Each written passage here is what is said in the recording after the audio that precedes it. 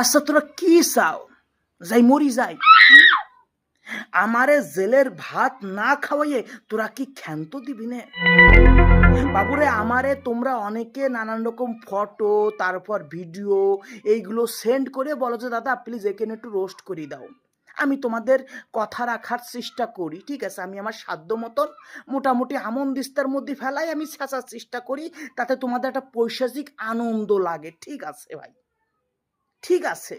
কিন্তু আমারে রিসেন্টলি একটা ফটো সেন্ড করে বলছে দাদা তোমার কাছে করজোরে রিকোয়েস্ট, তুমি প্লিজ এই ফটোটার উপর একটা ভিডিও বানাই এনারে রোস্ট করো।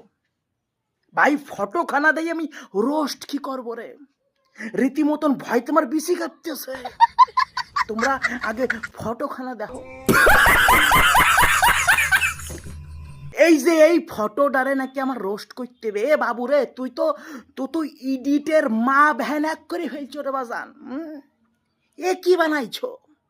এ বানাইছোটা কি তুমি?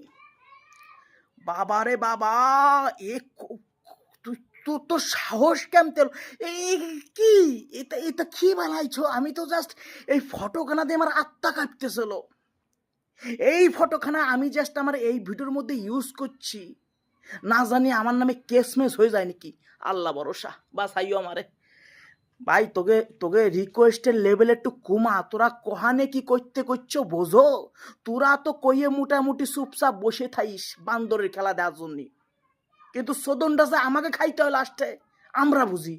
পারলাম না রে ভাই। কিন্তু তুই এই যে ফটোখানা যে এডিট করছো এটা ঠিক কর দে, নাহলে তোর তোর ঘরের মধ্যে যাইয়ে তোর ফুঙা মারি আসবো একজন।